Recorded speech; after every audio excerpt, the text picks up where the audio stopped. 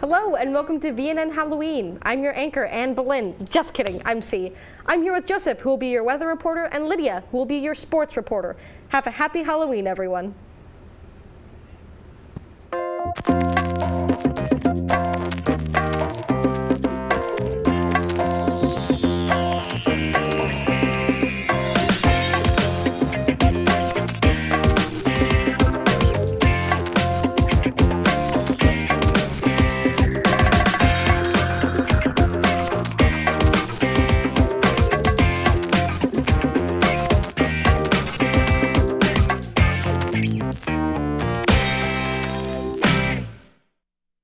Let's get started with a little news. A bus driver shortage has caused many bus cancellations in the Essex and Westford School District. Starting the year with 18 bus drivers, they are already missing 5 drivers to make the ideal number, but now they are down to 16 drivers. This has caused 6 bus cancellations during this week, the week of October 24th. The general manager at Student Transportation of America, Stacey Emerson, says that they are trying to think of a solution, but it is very difficult. The bus driver crisis has joined the other school staffing issues. There are perks to this job, however, like it pays roughly $25,000 a year. Benefits include a 401k, AD&D life insurance, and a $1,500 sign-on bonus. So those who think they're up to the challenge and would like to be a bus driver, you can sign up and get a job. You only need to be 21 years or older and have a Class B license. Now, it's time to get into the Halloween spirit with some ghost stories. The Hoosac Tunnel travels all the way from North Adams, Mass. From the west to Florida, Mass. To the east. This tunnel took 24 years to complete, and almost 200 people died during its production, giving the tunnel its infamous nickname, the Bloody Pit. The most devastating of the deaths happened on October 17, 1867. The central shaft of the tunnel caused an explosion, trapping 13 workers inside. The pumps were broken, causing the tunnel to flood. The workers outside believed that the trapped men had died, but found out later that they built a raft as to not drown. Sadly, the miners eventually died of poisonous gas inhalation. Many believe the tunnel is haunted, and some say if you visit this part of the tunnels today, you can hear the cries and screams of the men who died. The Muffin Trials. It was one of the worst times in the century. It was most famous for a person named Milford W.B. He was one of the most mysterious people in this town. Everyone thought he was insane, eating raw meat to survive and drinking the cursed river water. But luckily, the story doesn't start like this. It starts like this. It started in a small town of Milford. It didn't have a big population, but for sure, it definitely had a lot of mysteries. But anyways, the story starts with a woman named Hannah Bilmorrow. She lived near the local church. It was in an old log cabin. And so did most other townsfolk, because no one had any money. Finding even nickel was considered rich. People had their ways, selling and trading different merchandise. All of the townsfolk were fine, until he moved in, directly across the Look River. No one knew his name, so one day, Hannah Bilmore went over, holding a basket of blueberry muffins as a welcoming gift. But as a part of their religion, no one was allowed to pass the river. They thought all evil spirits roamed there. Now Hannah had to make a choice. Stay away from the secret river, or dare to cross to see what secrets lie ahead. Of course townsfolk knew Hannah. She would never disobey her town. She was probably the most religious person there. But this day, she wasn't. The only way for her to cross the old Torrent Bridge, it was located upriver, not too far from the bank of it. Hannah walked slowly upriver, trying not to cause any tension. The bridge was creaking. It seemed like it was going to snap. But Hannah suddenly heard noises in the direction of town. Hey, Hannah, what you doing there? Someone was yelling at her in the distance. Get over here. Hannah looked around, panicked, and looked down. And jumped. No one knew where she was. No one knew where she went. But the townsfolk came over the side of the creek of the river. All that was left were 2 muffins afloat in the river.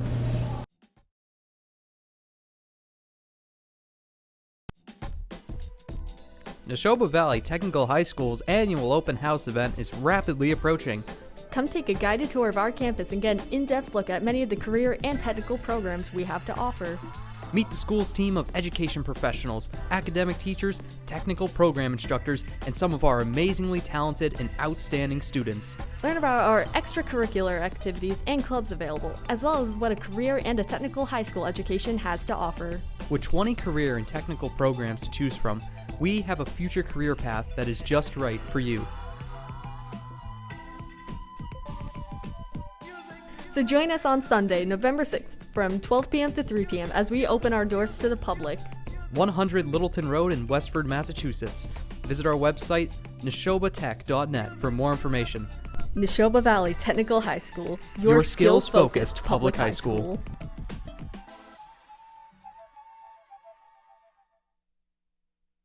Oh, that's really exciting. I hope you come for the Nashoba Open House. And here we are on to Lydia with our sports report. Hi, I'm Leah with your sports review. At Nashoba Tech, the girls soccer team has a total of 16 wins, 1 loss, and 1 tie throughout the whole season. The team is currently first place in the small vocational school standings.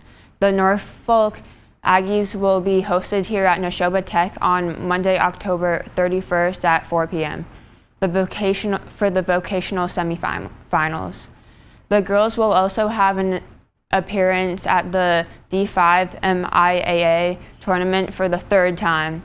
Great job to the whole soccer team for all that hard work and all those wins. The Nashoba Tech varsity football team also has been on a roll. They earned CIC League Championship title for their win over Minuteman last week. They hold a 6-1 record. Also, the boys varsity soccer team will likely have a D5 tournament appearance for the 2nd time in a row. And the varsity cross country team is competing at the Massachusetts State Vocational Championship meet this Monday, October 31st. Speaking of the cross country team, we have a package for you to watch all about the team.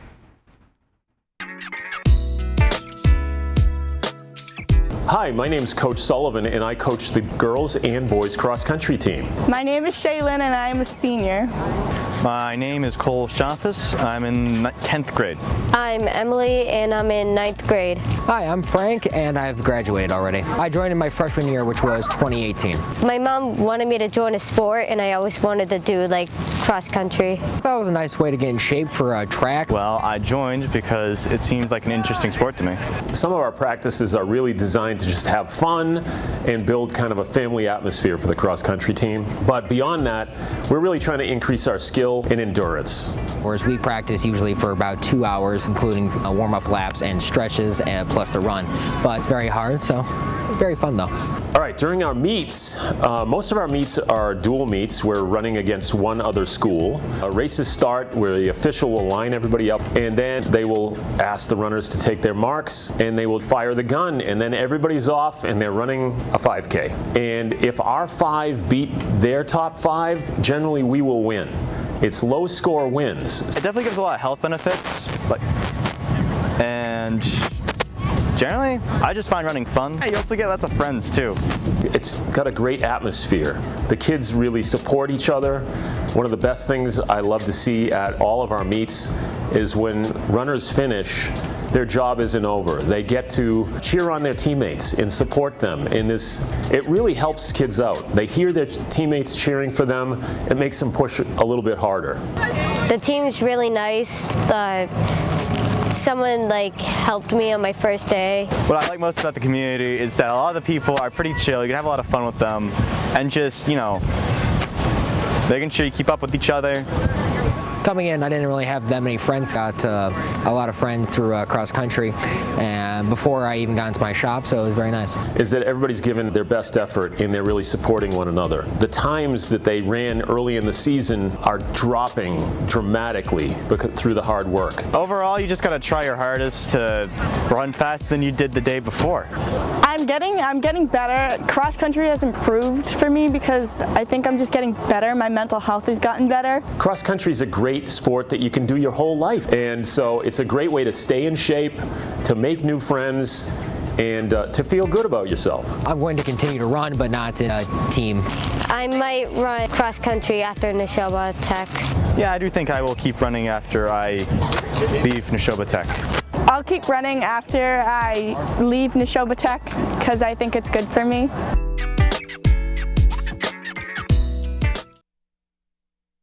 Wow, look at them run. Way to go, Nashoba Tech. Impressive wins for the girls' soccer team.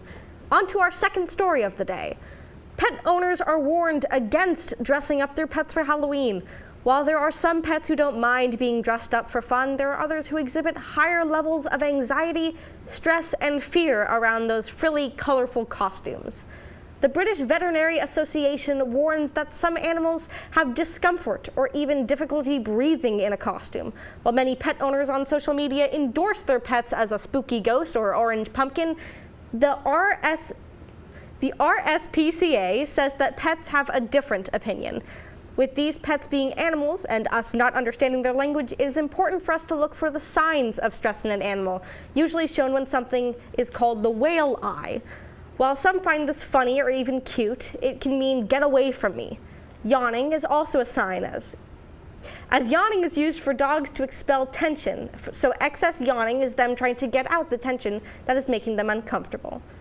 Just something to think about next time you decide that your beloved pug would make a good lion.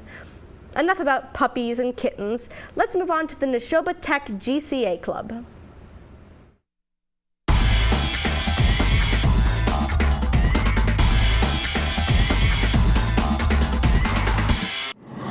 Hi, I'm Miss Leroy. I teach math and special education at Nashoba Tech, and I am also advisor to the Gender Sexuality Alliance. My name is Lauren Sharada, and I am one of the building substitutes here at Nashoba Valley Technical High School. I'm Phoenix. I use they, them pronouns, and I lead the GSA.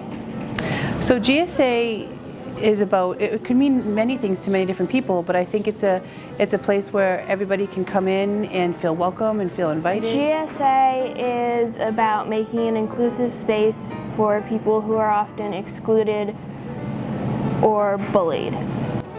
So I chose GSA because I really do believe in their mission and everything that the GSA stands for.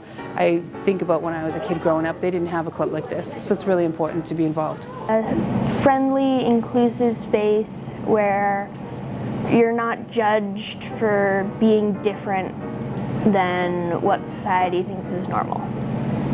We have meetings bi-monthly. They can be about making sure that you're taking care of yourself, resources that you can use. To just feel free and be themselves.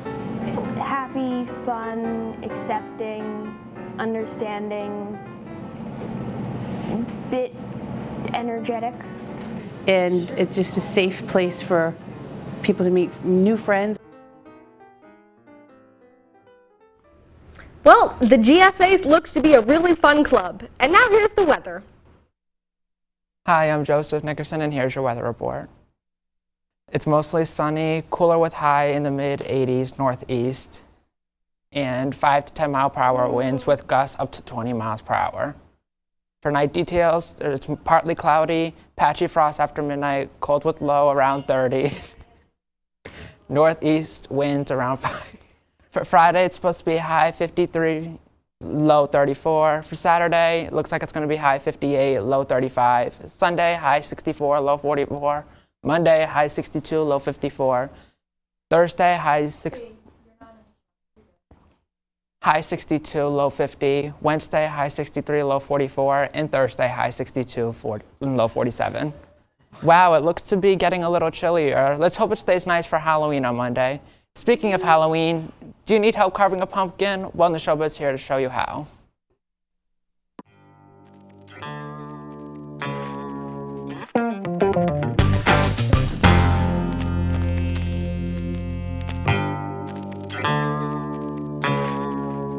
Hi, I'm C. And I'm Lydia. This is our step-by-step on carving a pumpkin with, of course, a history on pumpkin carving. These are test subjects, Benjamin and Tommy. Now instruction time. First, remove all your jewelry, wash your hands, roll up your sleeves, and if you want, also grab a pair of gloves. Now, you can either, of course, print out a picture, hold it up to the jack-o'-lantern like, say, this. Or have one from the book. Or you can just freehand it. Now that you've drawn the face, cut the top of the pumpkin off and make sure to cut all diagonal, like inwards, so that you can put the top back on. Now, don't throw away the top. Clean it off and you'll be using it later. And nice and clean. Next, get out a bowl. In this case, we have our bucket, and get out your spoons and go at it. Take out all of the guts and all the insides of the pumpkin. While we do this, why don't we learn about the history of pumpkin carving and Halloween? In the early 19th century, Ireland, just about when Halloween was started, carved pumpkins into jack-o'-lanterns to ward off evil spirits. Originally, they were not carved from pumpkins, but gourds. Speaking of which, Halloween was originally a Gaelic pagan holiday, started more than 2,000 years ago in Ireland, and was originally called Samhain. Samhain meaning summer's end. Originally, purpose was to welcome the end of summer harvest and to celebrate the beginning of winter. After some time, Christianity partially adopted some of its traditions, and then it was considered an All Saints' Day.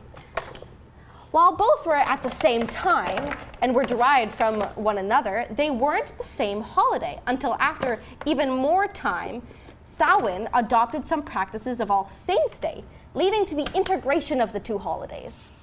October 31st was then called Hallows' Eve, and eventually referred to as what we know now as Halloween. After all that fun history, go wash and dry your hands so you don't slip up on the pumpkin, and also dry the outside of the pumpkin too. Now, if you need to retrace part of your design, go ahead and do so. The next step is to start carving the design into the pumpkin, with just a little bit more history. Before we start carving, we have a little PSA about safety. Hello, I am Mr. Steve. I am the adult of these teenagers, and they are being supervised during this period of filming and are not handling these dull metal objects on their own.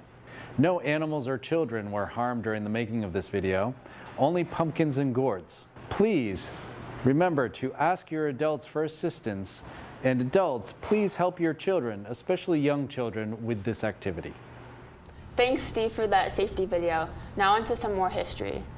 The Salem witch trials started with Bridget Bishop, who was the first person that was accused of being a witch, and then hanged because of being found guilty. That was just the start of it all. Between 1692 and 1693, more than 200 people were accused of using witchcraft at the time. It was known as the devil's magic. Executing people for being witches did not start in Salem, though. It started way before, dating back to the 1300s, rippling through Europe. They believed the devil gave certain humans, also known as witches, the power to harm others in return for their loyalty. Villagers in Salem believed quarreling and greediness was caused by the work with the devil. Even children, Elizabeth Parris and Abigail Williams, ages 9 and 11, were accused of using witchcraft because of quarreling and having fits and arguments. Finally, clean your hands and your pumpkin one last time, then add your candles. We're using fake ones, but you can get real ones if you want. Finally, add your top back on top, and voila, you have a jack-o'-lantern. Hope you all enjoyed carving your pumpkins.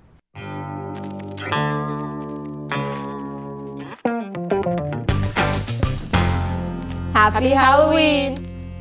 That seems to be all. I hope you have a happy Halloween and have a blast trick-or-treating. That was VNN, the Viking News Network. Oh, Lord.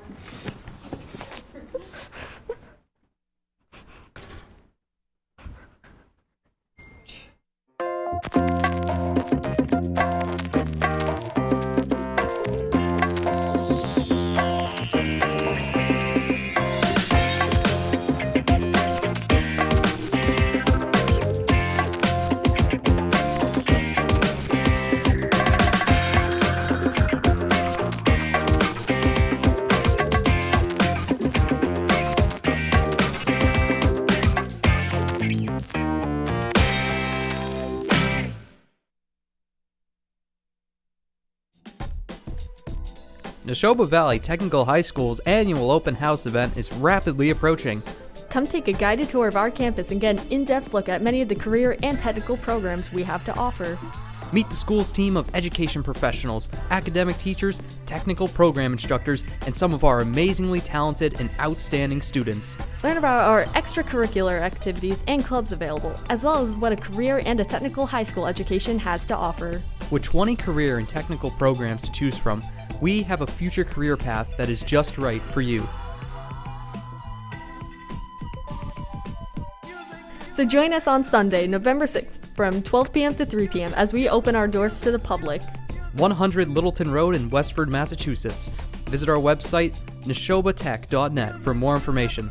Nashoba Valley Technical High School, your skills-focused public high school.